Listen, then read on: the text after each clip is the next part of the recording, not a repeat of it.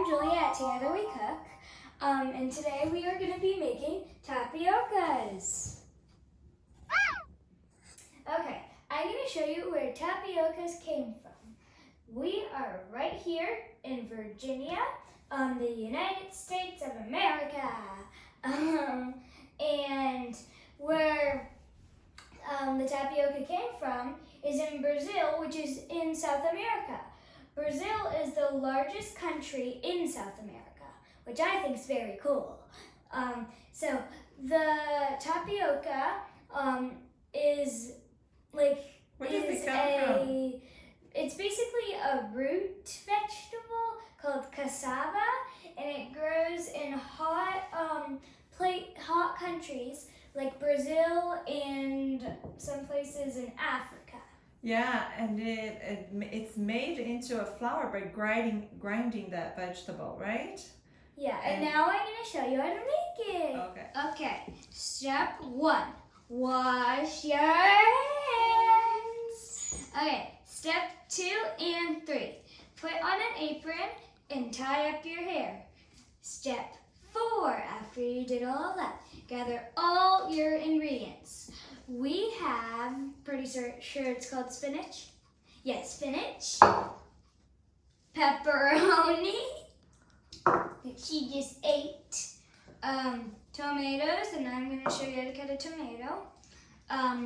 Cheese.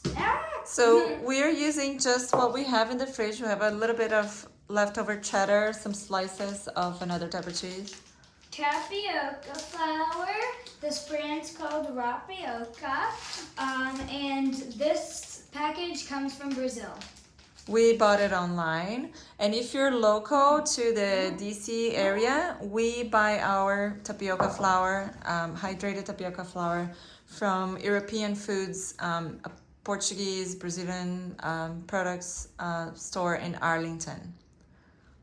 Okay, so materials that you're gonna need is an 8-inch pan, and a 1/3 cup. So an 8-inch spatula, frying pan. If you don't have this spatula, use this spatula. And A little knife to cut your ingredients.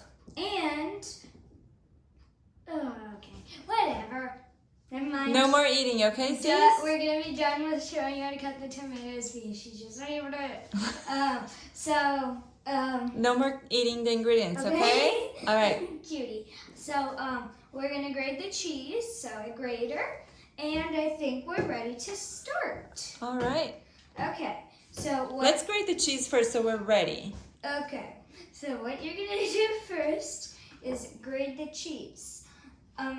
This, like, we have slices because we don't have enough of this cheese. So we have slices, and if you have slices, just plop it on once we're ready to plop it on. And then Cece's gonna start grating the cheese. So one hand holds the top, Cece? Oh, I need gloves. So we have these like special gloves to make sure you don't cut your fingers. When you're grating the cheese, You can show, yeah. So just make sure your fingers are away from the blade, right, you don't Julia? want them this close because they're gonna get chopped off. Okay, you wanna grate a bit? Great. So this hand's gonna hold that. All right, so while she grates, Julia, maybe you can get the... No. This hand's gonna hold the cheese. No, okay. So while she grates, Julia, you can turn on the oven, the stove top, or in our case, a hot plate, on medium heat. We're turning ours on before because ours takes a little while to heat up. Okay, it takes a minute or so for the pan to be hot, in your case as well at home. Medium heat, and it takes about a minute for your pan to be ready. Cece, the hand that's using the glove is the hand that holds the cheese, okay? No, I need the cheese. Okay, this hand holds up here. Okay, so we're gonna start measuring our tapioca in a 1/3 cup because we have an 8-inch pan. All right, are you gonna sprinkle? Yeah, so I have the tapioca flour. I'm gonna gently sprinkle it everywhere. And once it's already started cooking, if you see any cracks, feel free to put more flour on. Ah!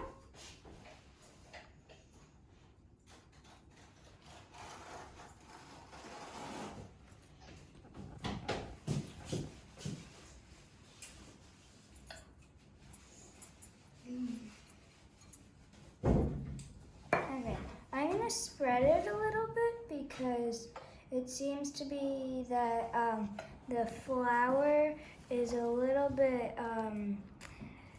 like clumpy, so I'm Do you want to use the spatula, you think? Sure. What's better?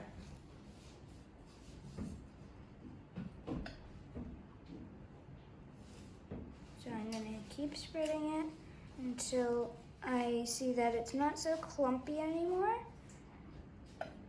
And there should not I be think any you could bring cracks some if to you this use side, an no? 8-inch pan. Yeah, it can. There should not be any cracks if you use an 8-inch pan and a 1/3 cup of the tapioca flour, but there might be still a few cracks. Now, how you know when it's ready to flip is when you move it, it easily slides across the pan. Should you press it down a bit? Yeah. And when the sides start to rise a bit.